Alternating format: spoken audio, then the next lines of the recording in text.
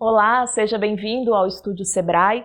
Meu nome é Sayonara Lacerda, eu sou assessora de comunicação do Sebrae Espírito Santo e hoje nós vamos falar para você que é empreendedor ou que está pensando em abrir um próprio negócio. Vamos falar sobre um tema muito importante para a sobrevivência e crescimento da empresa, a saúde financeira do seu negócio. Para falar sobre isso, eu trouxe um especialista nessa área de finanças, que é o analista do Sebrae Espírito Santo, Carlos Perrin. Carlos, seja bem-vindo ao estúdio e eu já começaria perguntando para você sobre a importância da saúde financeira de uma empresa. Vamos lá então, Sayonara. Muito obrigado, a vocês, a audiência que está aí. Eu sou o Carlos Perrin, como a Sayonara já falou. Eu trabalho na unidade de finanças do Sebrae e a saúde financeira é a base de tudo da empresa, porque dela depende o salário do funcionário, depende a compra lá dos insumos, também depende delas manutenções que são necessárias. Então, a saúde financeira é a base de tudo que a empresa precisa para poder ter ali o seu funcionamento correto. E a gente sabe que tem empresas que o MEI, o microempreendedor individual, a gente sabe que tem uma quantidade muito grande, mais de 200 mil formalizados, e muitas vezes ele trabalha sozinho. Então ele tem que dar conta de tudo. Ele também precisa estar atento à parte financeira da empresa. Apesar do MEI ter um nível de faturamento um pouco mais baixo em comparação com as micro e pequenas empresas, o MEI também tem possibilidades de captação de crédito, que são menores, o que a gente chama de microcrédito, mas ele também tem que estar atento, não só à sua saúde financeira, mas também à disponibilidade de serviços financeiros, não só das cooperativas de crédito, mas também dos bancos. E quais são os principais erros que um empreendedor comete nessa área? Eu diria que o principal de todos os erros é não gerar relacionamento bancário. Porque muitas das vezes lá o empresário, como microempreendedor individual, ele gera o primeiro relacionamento no seu CPF. Então o registro de movimentação da empresa, as vendas, o saldo, a utilização de recursos não fica registrada no banco. Então a primeira coisa é abrir uma conta de pessoa jurídica, para ele ter os serviços, o crédito, e o próprio cartão também, e a sua maquininha em nome da sua empresa. Essa dica vale para o MEI também. Vale para todos. Ele tem uma conta já no banco, Sim. mas ele deve abrir uma com o nome da empresa. Exatamente. Da mesma forma que ele foi lá e fez o registro de CNPJ, ele pega aquele documento, leva no banco e faz o registro lá da sua conta bancária em nome de pessoa jurídica. Eu vejo muito MEI, Carlos, que ele mesmo não se vê como um empresário, às vezes, por ser menor, por ter um negócio que fatura pouco, mas você acha que ele precisa se ver como empresário, ele precisa buscar uma instituição financeira, se portando como um empresário, porque é isso que ele é, Exatamente. O MEI, ele é uma solução de registro de CNPJ um pouco mais jovem. Então, ele ainda não gera, digamos, o mesmo peso que uma microempresa ou uma EPP. Mas ele tem o mesmo registro, ele tem o CNPJ, ele tem os mesmos direitos que uma micro e pequena empresa tem, então ele pode se comportar como empresário, que é o que ele é. E quais as dicas você daria para quem está iniciando o próprio negócio, está pensando em abrir, para já ter esse pensamento antes, porque às vezes as pessoas se encontram com problemas depois que a empresa já está formalizada, já está feita, ele comete alguns erros ao longo dessa vida da empresa e onde ele começa a ter problemas. Mas a pessoa que quer iniciar, o que ele deve prestar atenção? Eu acho que a principal dica está relacionada também à principal dificuldade, que é conseguir separar o que são as contas da empresa e o que são as contas de pessoa física. O empresário ele tem que estabelecer o que a gente chama de prolabore, que é o salário final que ele tem lá no fim do mês, assim como qualquer funcionário. A repartição de lucros, ele vai fazer uma análise, se ele retorna para a empresa, para compra de insumos, compra de maquinário, restituição do seu investimento, e depois que ele consegue pagar, digamos, todas essas contas, aí realmente que ele vai ter o que a gente chama de lucro. Então essa divisão é a parte mais importante, é o que realmente faz com que uma empresa tenha uma verdadeira, uma real saúde financeira. Não é o dinheiro que entra ali com aquelas vendas, não é da pessoa. Ela tem que prestar atenção. Ele é só uma parte porque, digamos que eu venda, eu tenho um produto que eu venda por R$20, ele me custa para produzir 10. Então, se eu vendi ele por 20, digamos, eu estou recebendo 10 de lucro. Eu paguei os 10 que eu precisava e fiquei com 10 de lucro. Mas digamos que eu pague uma conta de luz de R$1.000. Então, ela será apenas uma parte desses R$1.000. Então, se eu tenho uma conta de luz de R$1.000, eu não tive absolutamente lucro nenhum. Ainda falta 900, né, reais a serem pagos, R$ 950 a serem pagos, né, no fim do mês. Falando assim, Carlos, parece até um cenário bem complicado, principalmente para quem não cuida, não é da área de finanças. O Sebrae, ele consegue auxiliar as pessoas com isso, com essas orientações, com uma planilha, algo do tipo? Não só a área de finanças do Sebrae, que também pode auxiliar nesse atendimento, mas aqui no Sebrae, através do 0800, ou no nosso próprio site, você consegue ter informações e dicas, né, que facilitam aí essa gestão, e também uma planilha, né, que você pode baixar diretamente do site, que a gente chama de fluxo de caixa, que é onde você vai fazer todos os lançamentos ali, não só de custos, mas também de recebíveis aí da sua empresa, né, ou seja, tudo que está entrando em termos de recurso financeiro. A pessoa também, você falou, né, que fez uma venda de R$20, gastou Exato. 10.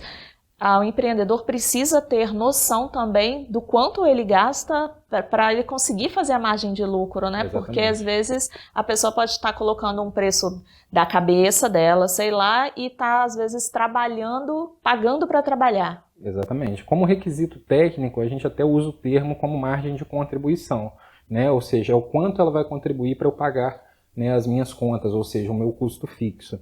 Então a gente nunca apura, né, o lucro numa venda só, a gente só apura ele ao final do exercício, como a gente chama tecnicamente, ou seja, ao final de um dia ou ao final de um período de um mês, né? Ou você pode fazer esse controle, né, não só diário, né, a cada 10 dias, semanalmente, né, a cada 15 dias, da forma como você achar melhor. O importante sempre é que esse controle exista, né? Eu costumo dizer que no ano, né, a gente tem aí 365 dias, então quer dizer que você pode tirar pelo menos 12, né? Ou seja, um dia aí por mês para conseguir fazer o seu controle financeiro. Então não tem desculpa, né? O controle financeiro ele é muito importante e dele depende o sucesso da sua empresa, então realmente tem que fazer. Você disse também que a questão da conta de energia, por exemplo, que a pessoa precisa tirar porque precisa pagar. A pessoa que trabalha em casa, ela precisa levar em conta isso também, porque por mais que ela esteja em casa, já é uma conta que ela pagaria, né, por morar ali, mas aquilo também está contribuindo para o negócio dela, passa a fazer parte da empresa. Tem gastos ali da casa que precisam ser incluídos como também gastos da empresa. Em termos, né, em tempos, né, de soluções digitais, em trabalho home office, né, em negócios digitais, muitas pessoas não conseguem dissociar, ou seja, separar ali o que é trabalho, né, realmente do que é convivência em casa. Então muitas pessoas trabalham em casa, principalmente o MEI, né, tem muitos tipos de serviço que ele consegue ali adequar sua própria casa, um espaço ali para ele poder executar as suas atividades, né? Então é importante que ele consiga fazer essa separação, porque sem isso, né, ele vai continuar confundindo o que são as contas dele com as contas das empresas. Então é importante você comparar como era a sua conta de luz antes, como era a sua conta de água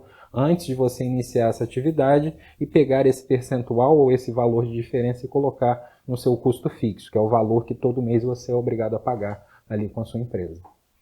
Com a pandemia, né, os negócios passaram por muitas dificuldades, os empreendedores passaram por muitas dificuldades, muitos infelizmente não conseguiram se manter, né, fecharam as portas e alguns estão tentando ainda respirar desse fôlego. Com isso, com essa situação, muitos precisaram recorrer a crédito. Como que a pessoa deve fazer para poder recorrer ao crédito? Quando que ela o momento de falar, não, agora eu preciso pegar um crédito? A gente costuma dizer assim, quando existe uma saúde financeira, né, você pode pegar crédito sim. O crédito não é só para uma situação de sufoco. Então é importante que você verifique qual é a situação atual da sua empresa e principalmente qual é a necessidade dela. Então eu vejo muitas das vezes em atendimentos quando, né, um empresário fala conosco que ele precisa de capital de giro, né? Só que aí quando a gente vai investigar, né, melhor ali para auxiliá-lo, ele fala que esse capital de giro vai ser utilizado para poder fazer compra de máquina. Então ele está pegando um recurso mais caro, né, para uma necessidade que ele não precisaria, né, ter naquele momento. Então é muito melhor ele verificar como que ele pode financiar essa máquina, porque dessa forma, né, ele pode conseguir um juro muito menor, uma condição de pagamento melhor, né? Existem até condições, né, onde ele tem juros zero em algumas situações, né? Então é importante que ele saiba especificamente para que ele vai utilizar aquele recurso. Normalmente a gente fala que capital de giro é dinheiro na mão, então ele custa muito caro. né? E o importante é você pegar esse dinheiro e conseguir aplicar ele realmente no que você precisa, né? Desde que seja no pagamento de funcionários, no pagamento de custo fixo, né? Na reposição de estoque, mas é importante que você tenha sempre uma disponibilidade de capital na mão, que a gente chama de fundo de reserva, para que você minimize a necessidade de pegar crédito. Mas caso você verifique uma oportunidade, né, interessante, ou seja, um fundo que está sendo disponibilizado do governo, ou seja, um tipo de linha juro zero, você pode pegar esse capital a um custo muito baixo e ir montando o seu capital de giro próprio, né? Ou seja, você pega o recurso para hoje, para a sua necessidade, né, ou para uma necessidade futura e vai pagando parceladamente, né, aquele recurso com um juro baixo. O que a gente não recomenda é que você busque crédito a juros proibitivos, porque ele vai colocar a sua empresa em risco. Você está falando na questão de várias linhas de crédito, várias instituições. O Sebrae consegue auxiliar o empreendedor que está realmente percebeu que precisa do crédito, mas a gente tem uma oferta tão grande aí de linhas, de instituições. O Sebrae consegue ajudar o empreendedor a encontrar a melhor para se adequar a ele? Como você lembrou, né, na questão da pandemia, o Sebrae durante todo o período construiu uma cartilha de crédito que é atualizada semanalmente. Então nós continuamos fazendo essa cartilha de crédito, que apresenta ali as principais oportunidades relacionadas a crédito, né, disponível aí nesse período tão difícil, né? Tem soluções voltadas a pagamento de funcionário, que você consegue pagar a um prazo muito longo, a um juro muito baixo, né? Tem linhas de crédito voltadas para investimento, ou seja, todo momento é momento de investir no negócio, né? Então pode ser que você consiga investir na parte digital, consiga aí uma nova frente para vender os seus produtos, caso a sua loja, né, tenha uma circulação hoje menor de pessoas, né? Então é o momento de reavaliar sempre o negócio e verificar quais são as oportunidades que estão disponíveis aí com relação a crédito. Se a pessoa entrar em contato com o Sebrae e falar, eu gostaria de conhecer essas linhas de crédito, essa cartilha de crédito, ela tem acesso? Sim, ela pode entrar em contato conosco, né, no 0800 do Sebrae ou através do site do Sebrae também. Você está falando sobre as linhas de crédito, citou o governo federal. O governo federal ele criou aí, lançou durante essa pandemia, né, fortalecimento das empresas através de crédito pelo Pronamp. Sim. Saiu até recentemente uma nova leva aí, né, para ajudar essas empresas. Explica um pouquinho para a gente sobre o Pronamp. Sim, o ano passado o Pronamp foi o principal protagonista com relação a crédito, né, disponibilizado no período da pandemia, né? Então, ele foi um crédito que trazia um nível de juro muito baixo, com uma condição de pagamento a longo prazo. Como muitas empresas, né, estavam com uma situação muito difícil, né, que todos nós pudemos ver, né, aí diariamente, então esse crédito ele acabou muito rápido. Como ele era estabelecido, né, por regras do governo, então ele não poderia ser reativado antes, né, que ele fosse votado, né, que ele tivesse todo aquele trâmite normal que a gente conhece, né, relacionado à lei. Então, ele esse ano, né, já passou por todo esse processo, ele foi disponibilizado há pouquíssimo tempo, né, e pelo que a gente viu, ele já disponibilizou, né, uma grande parte, né, já do capital. Foram disponibilizados no total 25 bilhões, né, e 6 bilhões já foram disponibilizados, onde 4,5 são para empresas do Simples.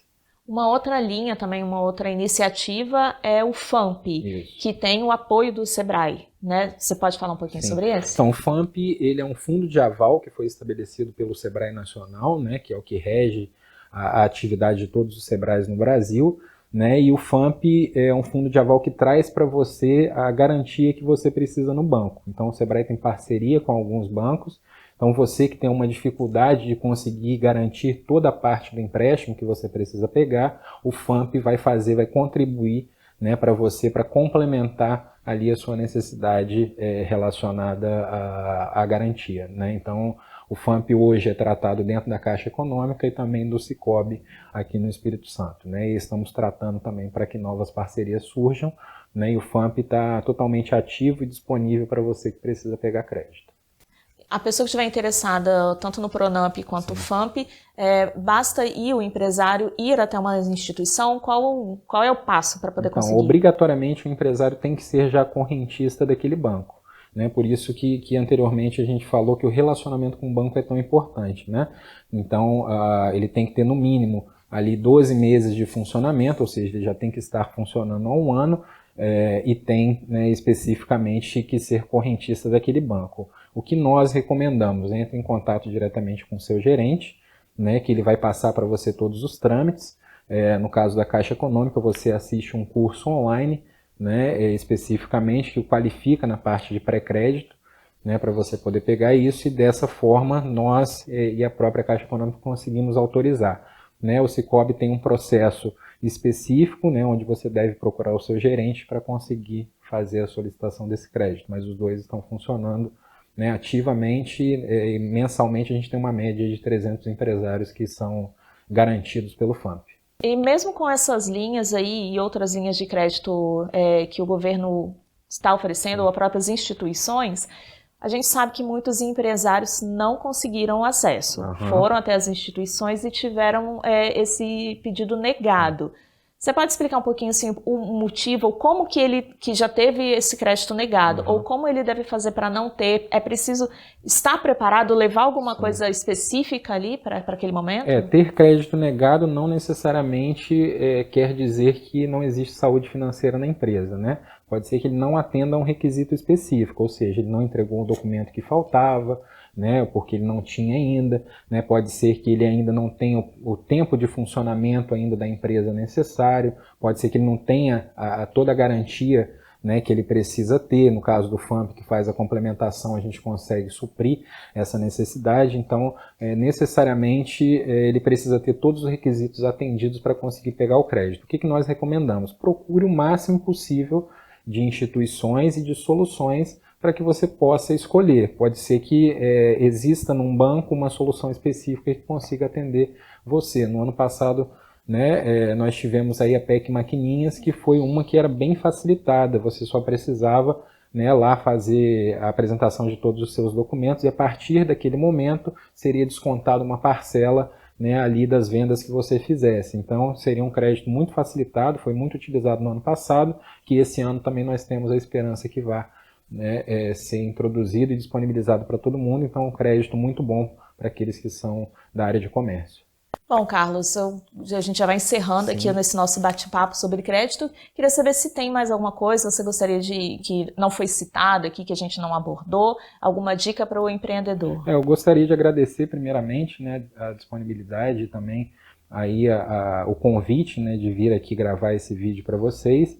Eu gostaria de falar, né, primeiramente, que vocês procurem o Sebrae, né, para ter um parceiro forte, né, e que entende bastante micro e pequena empresa para conseguir ajudá-lo. Né, a partir daí, né, que você venha ao Sebrae e se torne, né, um parceiro do Sebrae, você vai ter acesso a uma série de soluções, né, não só de cursos, mas também aí de soluções informatizadas, como uma planilha também, né, e outras soluções que você pode ter por meio de consultorias, né, não só online, mas também, né, presenciais, e por meio delas conseguir, né, gerar um nível de gestão financeira que você precisa para poder alcançar o sucesso na sua empresa. Então eu agradeço a todo mundo. Tá certo, Carlos Ferrin, analista do Sebrae, nós agradecemos a sua participação aqui no Estúdio Sebrae. E para você que ficou interessado em receber esse apoio do Sebrae, como o Carlos falou, quer saber um pouquinho mais sobre a cartilha de crédito, enfim, qualquer dúvida, entre em contato com o Sebrae. Você pode ligar no 0800 570 0800, pode também mandar uma mensagem pelo WhatsApp do Sebrae, DDD 27 3041 5500, ou ainda acessar o site www.es.sebrae.com.br. Nós ficamos por aqui. Muito obrigada!